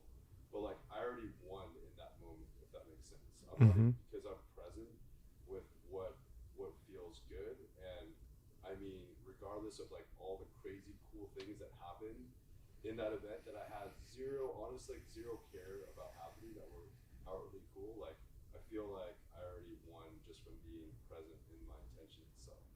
And so I don't know, I just kind of want to share that with the group and see how that lands with what you're saying too. Yeah, I think that really speaks to the third thing I think about, like why the regular intentions aren't as badass in my book. And that's the idea that reality is the outward thing. It just doesn't really fit almost anyone's actual lived experience, right? Like we've all had the experience where like we had the thing we were looking for, like you said, and then it wasn't very fulfilling, or that we like something fucking terrible happened and it was like deeply meaningful. And so like I think what actual reality is some sort of like co-enactment of like a kind of raw isness out there, a kind of like subjective experiencer making meaning in some sort of relationship between them. And so yeah, focusing on only the out there is just like missing the vast majority of reality, where when you're focusing on the meaning making it and the kind of relationship, you're actually including more. Yeah, and we talked about, you know, what I call full selflessness, and what you might have called it radical self-inclusion or something. But please do notice I also said the thing about the Ferrari. So there is a egoic inclusion happening of like, it'd be very easy to diminish that in Forrest and be like, oh, that's stupid. He's being egoistical and egotistical and he shouldn't want some fancy car or something. It's like, no, like let's bring those earlier stage desires into the fold and include them as part of the larger whole. Like maybe you have desires that would be judged as not awake enough or spiritual enough or whatever. For me, there's just a process of like, hey, it is what it is. Like, let's allow it to be here and include it and welcome it and hug it and invite it and go, that's great. Right. Like we talked about flowers, like it's basically fashion, nature's fashion, right? I like that, nature's fashion. I also want to dive more into the fundamental nature of reality, but I know we have more questions, so yeah, go for it. Yeah, so I'm loving this conversation, and you know, a lot of thoughts have come up for me, and the first thing that comes to mind is one of my favorite bands is Fish, and they're a jam band, and I've never played the same set twice, and they get in these long 15-minute jams, but they themselves don't really know where they're going, and the fans of that band think, and I think it's because of this reason, that they're in another tier, and the buy-in is incredible. Like they only follow this band, they only listen. And so if you can pull this off, when you pull this off, I think the people who work for these companies, you'll have incredible buy-in. Right. And so, and I'm thinking about my own company and how I can use this, these kind of tools. But another question, and at risk of kind of inviting a little bit of shadow into the conversation, I'm just curious how you reconcile this, because you have the kind of theme of the idea is that it's a more naturalistic way to run an organization. And nature typically has closed house systems, right? There's the laws of entropy, of course, but like planet Earth, like there's only so much water, right? And there's only, water molecule is structured in this way.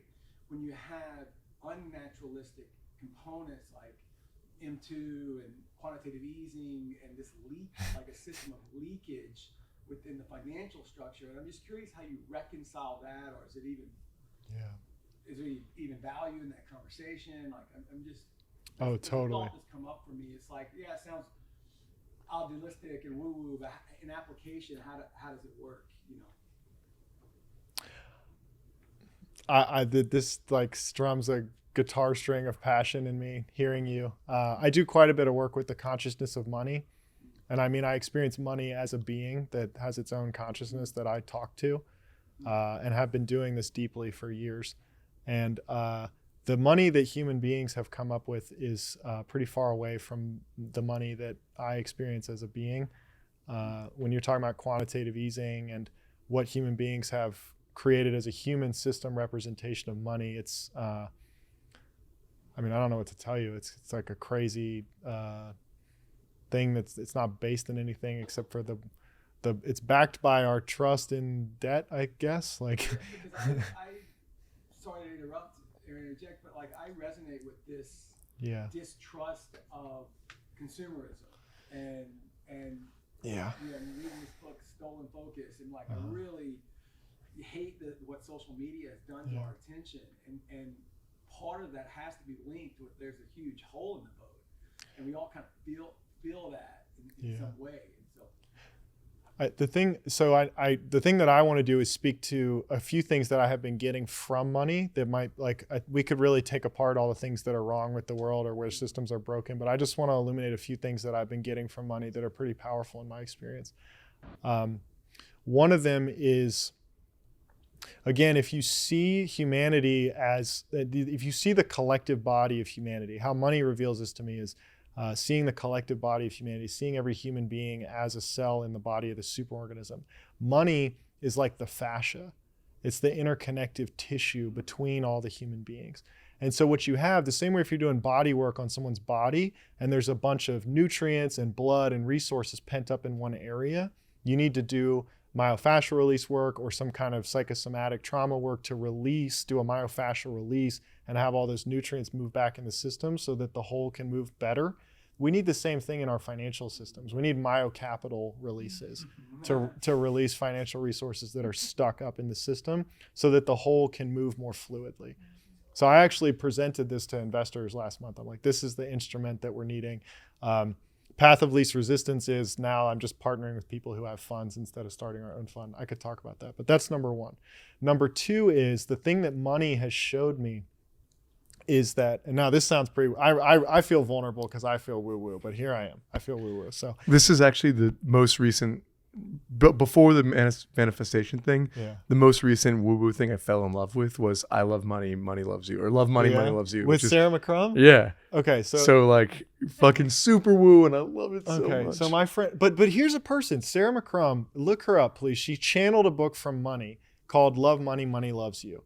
Okay, it's, if you listen to it on Audible, it is money speaking to you directly through Sarah. Now, this is somebody who's channeled a book from Money. She has also raised $1.5 billion for regenerative farms in Australia by creating a meta model that values the benefit ecologically that regenerative farms contribute to the well-being of the planet, created a financial instrument to reflect the value that well-being demonstrates, and then listed it on a public stock exchange that's applied in real-time economic markets. So you can say it's really woo-woo, cool. but she's also one of the most grounded, practical, like, don't fuck with me people I've ever met in my life. She and I have several interviews on my YouTube channel. We've done tons of events together on the future of money, but this is where our passion is like where the woo-woo meets the right here, right now in this moment, let's get some shit done, right? So I really want to celebrate her. She's had a really big impact on me, and I'm happy to hear you're falling in love with her work. I can second that. Even listening, like a lot of times I'll like just read a book and I'm like, this is pretty good or whatever. And then I'm like, I go listen to the podcast to like get a different take and I can feel an author and I get a better, and I was really impressed. Even just listening to her talk to some random new age podcaster, she's very grounded. Totally. Yeah. And she's got 20 years. I love how I'm so excited to send this to her. We're just like, she's going to be on the podcast soon, but she and I have done tons of conversations. What am I wanting to say right now? She did 20 years of working with Chinese energy masters, energy workers. So there's an energy work perspective. There's a consciousness development perspective. It's grounded in healing and principles of organic, natural healing and regenerativity, plus genuine, like, this is how stuff works in the real world. Let's get stuff done. So I feel like she's a part of the tribe for sure. I want to say one more thing at least. about that money's been showing me, which is right now, one of the core things that you get to in money is the construct of ownership. And human beings have taken this construct of ownership so out of control that we've thought we could own other human beings at points in our evolution. I just want to name that. Now, the crazy thing is, if you sit, money has showed me, I'm talking about in like an altered state of consciousness, money has showed me a system where human beings give money back to money. We give the property rights of money back to money, and we do the same thing. Wait a minute, what if money knows better what to do with itself than we do? And you see a self-organized intelligence, the same way in the body, nutrients know where they need to go to support cellular repair and regeneration. What if human beings emerged a financial system and money system where money could go where it knows it needs to go to support the flourishing of the whole? Now, I get goosebumps and shivers saying this, so I promise you there's truth in it. I love it.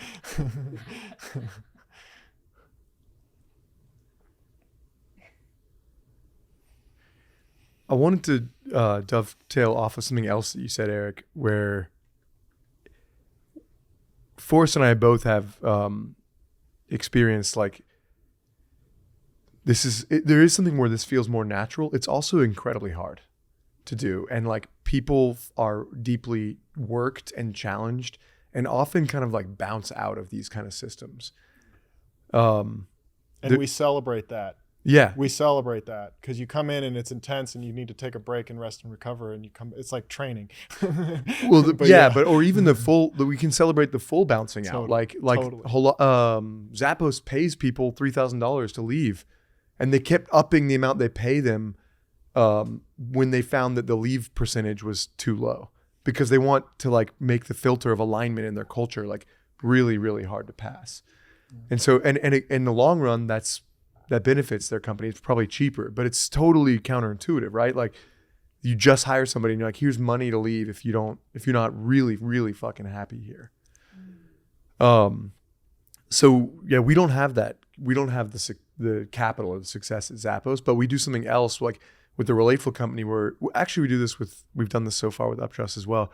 We invest a lot of training with people. We have an application process, and we're like, okay, we like you. Like you're going to come into a 3-month training, and this training is a genuine, like, let's see if it's a fit for each other. And we invest a lot of internal resources, like being with the person, like working on their leadership and their personal development. And there's a genuine, like, regardless of where they go, we are happy that they got like something. Like people are like, man, this is like better than this is like a $10,000 training and I'm getting it for free. I'm like, yeah, good. That's how it should be. And yeah, I'd say 60% of the people actually end up coming on as facilitators because it's a really hard system to be a part of. There's all sorts of challenges, and we have challenges in the Relateful company too, where almost no one is full-time. Like I mentioned, my investor, he is on boards of other companies. He works for me 1 hour a week because he loves the practice and it grows his leadership, not because he like needs money or something. And we have a ton of people that are like that they're passionate about the community and the practice. They want to grow, and that's why they're here. Almost no one is like, I want to be a full-time, relationship facilitator or whatever, relateful facilitator in this case, or coach or whatever. And so it's weird because then there's like all these like weird incentives. Like we can't fully, there's limits to how much, like you can do anything, you can make any decision you want in the company as long as it doesn't benefit you more than the company. And if it does benefit you more than the company, you might still be able to make it, but you have to go through a different process to make it. Right? But we can't just hands down give someone the keys to the thing because like they may only be working for us 4 hours a month. But we give them a lot of keys. Or for example, we're like, man, it's not everything is transparent, but everything is transparent upon request. So there's like all sorts of like weird little things, and I just wanted to really highlight there's a ton of chaos. A lot of people don't make it through, and it's deeply challenging if you're used to being told what to do, if you're used to having a plan and like here's the metrics that you need to hit in order to feel like you're successful. If you're used to, there's all sorts of things, telling other people what to do and getting value from being the person that like says, here's the way. Running an organization the way that I think we're describing and being a part of that organization is so challenging as to be sometimes like not workable. Yeah. It can be maddening. Yeah. And it's like, and the other one is when people come and there's like this thing of who do I need to be able to work in here? And it's like, no. Who are you? And then and then what does that do? Like, do we work together? It's like, again, you're holding a more universal lens, or at least on the scope of humanity. It's like, where does this cell need like organically plug into? Maybe that's with us, maybe it isn't, but people come and they're like, how do I need to create myself to work with you? It's like, no. Like, who are you without trying? And then let's see how that works. The thing you just said about like, I want to speak to the cell of humanity thing. There's an ethic to this. There's a morality of like, the world is a better place when everyone in it is fully aligned. And I cannot know whether you're fully aligned. And in fact, there's a ton of facilitators that I love deeply where like it just started to not be aligned. And this kind of death thing, this deductive structure, it was like, it's now time for them to move on. And we're like, hell yeah, great. Because I only want, like, I want to say like a morality or an ethic, because it feels like somehow like out of integrity. Yeah, right. If I try to hold even a really good person that loves me, that I love, in a non-alignment in our organization. Yeah. And I facilitate collective coherence. This is like a huge passion for me, seeing everybody buzzing together. The thing we found is oftentimes in alignment work, we're trying to relate in alignment horizontally, but the real alignment is everybody aligning to the source itself. And from that, then we come into horizontal alignment. But if we all get grounded in capital T truth and allow that to inform the way we show up in the world, it becomes a heck of a lot easier for all of us to interface with each other. When you know what your yes is, when you know what your no is, and you can do it emergently in the moment, in real time, in relationship with people. Hey, is this meant to be? Hey, is this something to explore? Hey, is this blah, blah, blah? What's here for us? What's available? Yes, no. Like, moving through reality becomes dynamic, resourced, and empowered because you're grounded from that deeper truth that's not, I don't know, whatever this gesture is, kind of spun out a little bit, which happens to me all the time. I mean, I'm not trying to pretend like that doesn't happen anymore. But when it does, there's an awareness of, okay, that's what's going on. Let's, for me, I just kind of like stop and it's go, okay, let me just sit still until the movement, capital M movement, starts to happen again. If you sit still long enough, movement happens. You move long enough, stillness happens. So you can play with that unfolding. Sit still until movement occurs without even a mover. That's kind of the non-dual happening. You have a question? Yeah, so I was going to say, I feel like you beautifully summarized what I was saying with the intention, because that's actually what happened. It's like I'm getting connected to my source in that moment, and then I'm able to connect with everybody else. And it's just like I like to use the word like I've already won, because then I'm just being my authentic self in the world, and then great things tend to come from that. Beautiful. If nothing else, just like feeling an authentic connection with the people that I feel naturally aligned to talk to. People were asking me just one thing, like I posted about, I went to that event last week. I think I had like 5 deals, like for one of my podcasts and then like business meetings, and I'm like, I honestly wasn't even trying to get one client by going to this thing. And they're like, how do you do it? Like, what do you do to like show people you care? I'm like, the first thing I want to say is like, I connect. That's really it. I like that gesture. I connect. Yeah. Body the enemy. Yeah, totally. Because if I'm not connecting with good people that I feel called to connect with, none of that synergy is going to happen.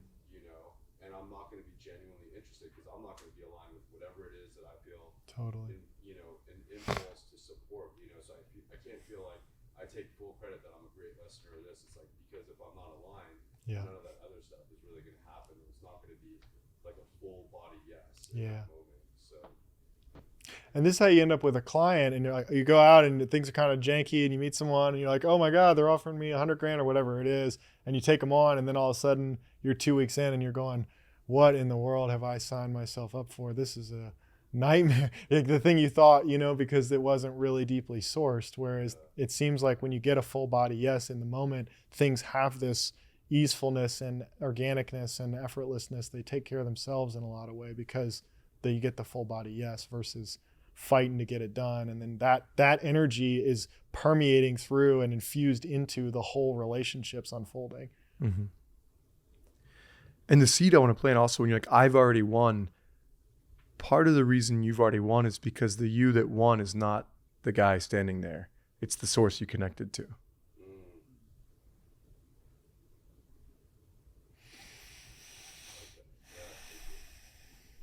Joe? Yeah, I know you guys have been talking about like you guys creating organizations, but what about like some of us that are in maybe Fortune 500 and like they're very static, and we try to come from a good place, but frankly, to get anything I felt like was what I deserved, I had to be extremely assertive. Mm-hmm. It's like I feel like I'm more generous when generosity is back, but then maybe it's like maybe I go halfway. Yeah. I just wanted to see how that kind of sits with you guys, like working in organizations that are static. Okay, so my immediate reaction is you're fucked. I'm so sorry.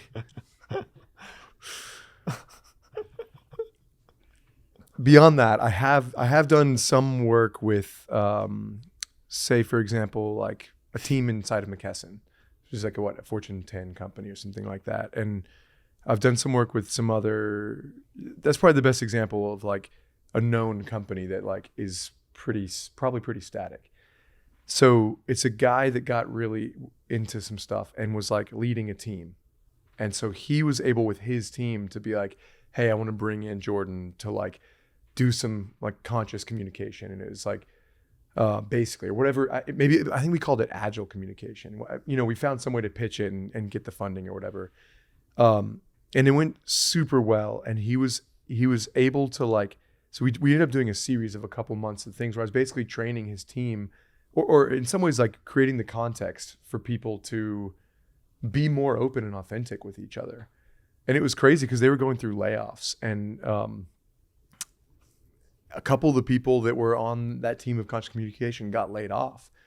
And we actually were in a session where like they were still working and getting paid to the company, but they knew they were going to be laid off. And the other people were feeling survivor's guilt and they were like talking about it. It was gorgeous. He was trying to get his like the next level up of people to do it so that they could get it more in the company, and he ended up leaving and going to a different company. And the reason I'm like you're fucked kind of playfully is because that usually is what happens is that when you start to like bring in if a system is truly static and you start to like bring in this kind of stuff, I do recommend trying to bring it into your place rather than just leaving, because you tend to bring your shit with you, right? It's like if you break up with a girlfriend and you don't change, you end up dating the same girl in a different body, right? Yeah. So like you have to find that change, but a lot of times what happens is the system just kicks you out. And usually in a good way. Usually you find some other person or organization that's like much more open and is ready to hire you and support you. But basically you just have to start small and actually stay in relationship with what's possible in that system. That's the hard thing, is that, so I come in and I'm like, usually like I've seen people go into systems like this and be like, okay, so we're all going to be authentic and open, and it just absolutely fails. Like these people are just destroyed, right? This is why like DEI initiatives are often, they're like pre and post results are like people are more racist after the DEI initiative. It's horrible, but like that's just the way it is.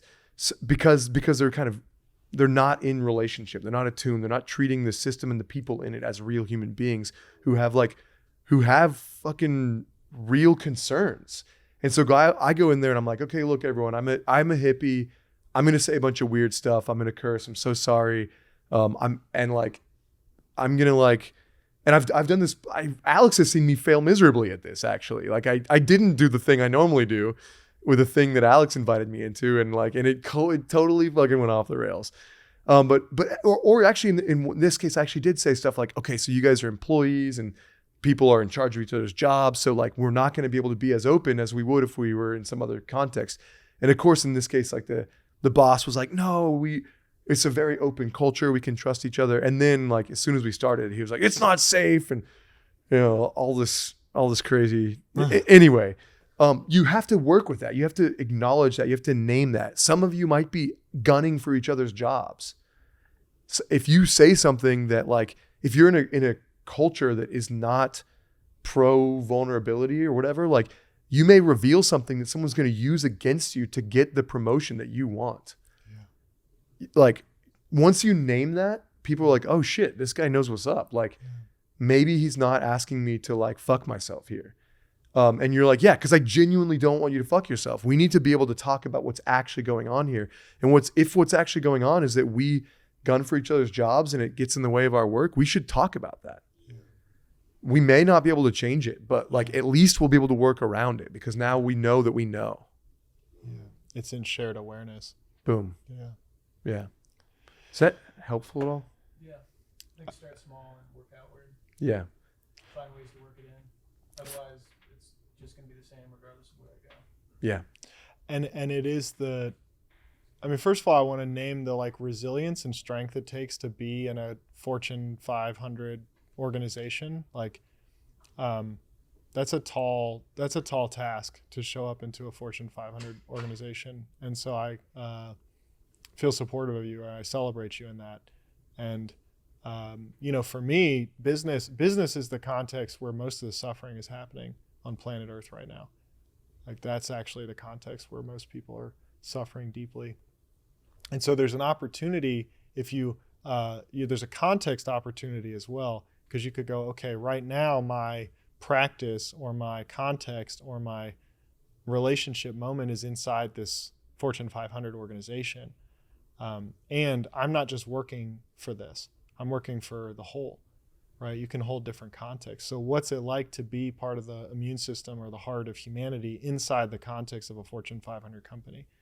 And what's it like to play with that? Try it on and see how that goes.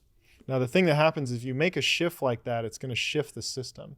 And one or two things is going to happen. Either the system's going to update itself to meet that shift that you made, or it's going to reject you and either try and get you to come back to who you were or spit you out and you're going to be on to the next thing. But that's actually a genuine throughput. That's how you don't end up dating the same girl again, is you go, this is who I am regardless of the events happening in external reality. And I'm going to let reality update itself to orient to where I'm coming from. And that's a resilience that's like unfuckwithable. I have a question about, I want to touch on what you said about, working with the people who are not into woo. And so do you only work with the people who are kind of in the same frequency as you guys are? Or, because sometimes you need a skill set of person who's open to it, but who's not understanding any of the things that we're talking about, right? Yeah. So how do you bridge that gap, Yeah. So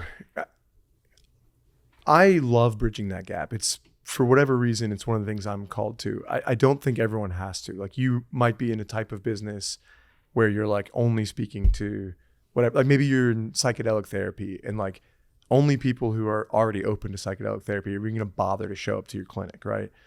So there's totally a place for that. I just want to put that caveat. Like this is for whatever reason, this is something that I'm called to do, is to try to build these bridges. Yeah. I'm supposed to say more, but then I was like, I think you have something. I do. There's a couple of things. I just checked time and I'm aware. I don't know, Alex, are you signaling us time or do you have a question? Yeah. So we're going to come to a close in the next couple of minutes just because it's 6 minutes past 9 already. So, oh, wow. Yeah. But to your question, there's a whole spectrum of opportunities like Jordan's speaking to. You can get into things that are pretty leading edge, and you can also maybe go find a job in a Fortune 500 company.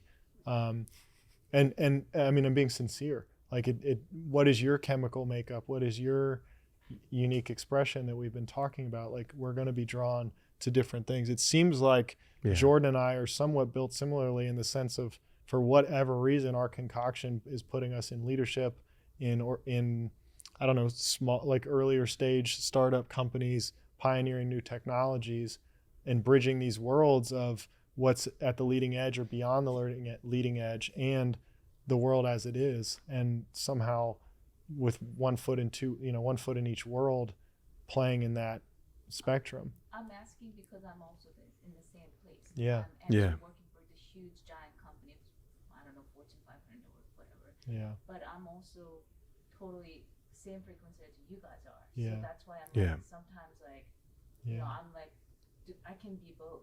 Yeah. What a gift. So I could talk about it a lot. I'm passionate, but because we're past the time, I think the key thing is, and this will resonate with what you already know, coming from a deep and honest respect for where those people are coming from. And being willing to like love that and humble yourself in service of that. Yeah, it's like everybody's doing the best we can with what we have, right? Yeah. It's almost like you're holding space for them to actually like be in that, or and then just fully accept, right? Is that what you're saying? It's like there's an intelligence to whatever's happening that's beyond what I know. So I'm not coming in above them at all. Right. I have something unique to offer, but like even if there's a bunch of backbiting in the system, like there's a good reason for that. We may want to change it. We may not. Right. I don't know. They fucking know way better than I do. They've been in that for years. The other thing is, for me, the great resetter or orienter in all of this is just radical truth telling, like radical honesty. I mean, if you go into an organization, and I have been inside of organizations before where I spoke radical honest truths and I got spit out of the organization. For sure. And that was a gift. That was a tremendous gift. It was a gift because I didn't end up dating the same girl twice, right? To use the metaphor. I didn't end up at the same company the next time. I said the truth of what was needed to be said. Maybe that updated the system, maybe it didn't. And it propelled me into the more resonant reality. And so for me, there's with right timing, I mean, it's not always the moment, but you'll know when it's the moment because it'll happen in the right moment for the truth to come through and be said. That to me is the deepest orienter and the thing that has the deepest throughput. There's a momentum in that. I mean, when we start telling the truth deeply in every moment, there's a life that opens up from that place that you like can't not be. You can't not manifest as, because you're just being real, like radical real, radical honesty. And that's a way home in my experience.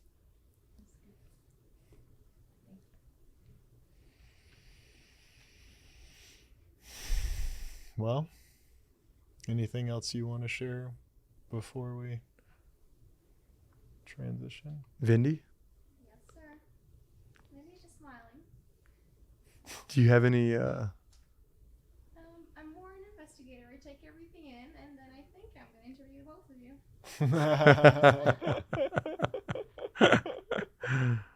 Wonderful. Nice. Can we say wonderful? Wonderful. Wonderful with a V.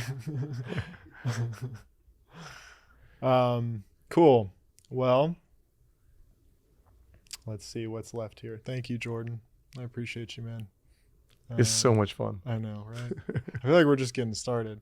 You know, I was having a hard time at the circling thing last night. When you were facilitating, and I was having my little kid like, I want to play and I want to dance, but like I really feel like we can play. Yeah. I mean, it's like I really want people who can keep up and you know, I can lean into and go like, hey, what's this person have? And I feel that with you. So I feel like a tremendous appreciation for you and the multi-perspectival, multi-modality, like just being able to hang. It's really rewarding for me. And yeah, I have a deep appreciation for you and respect for you. And obviously we're going to end this recording, but I still want to ask of like ways I can be of support and what you're needing and calling in right now, and just see if there's any way that that we can support each other, because I feel that tremendously with you, just like a camaraderie and brotherhood and shared experience in whatever this journey is that we're doing. So I want to say thank you and give you a deep bow of appreciation. Thanks for being available for this and for being who you are. Just letting that in. It's so tempting to just be like, likewise. Yeah. I'm like, Nice. yeah. Touches my heart. Yeah. Romance. And thank you all. Thank you all who are here with us live. This has been a real reward or treat for me, getting to have you here and getting your questions and feeling your presence in space as we're doing the recording. I am very grateful to you for showing up and being a part of this. And also to the listeners who are tuning in, just want to let you know, well, I'll speak for myself, let you know I love you, let you know I'm feeling care for you, and grateful that you're here being a part of this conversation, bearing witness to this unfolding. And I just feel a big gesture of welcoming and bringing together. So I imagine there'll be more recordings like this in the future. And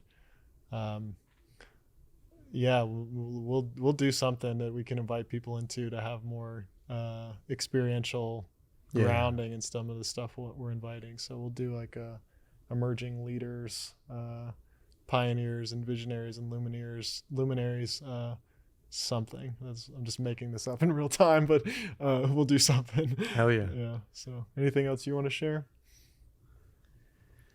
Also feeling tons of love for y'all and y'all here and the y'all listeners, and including us and that y'all. Yeah. How about Forrest and Jordan? Those guys are pretty cool. Yeah. They do all right. They do all right.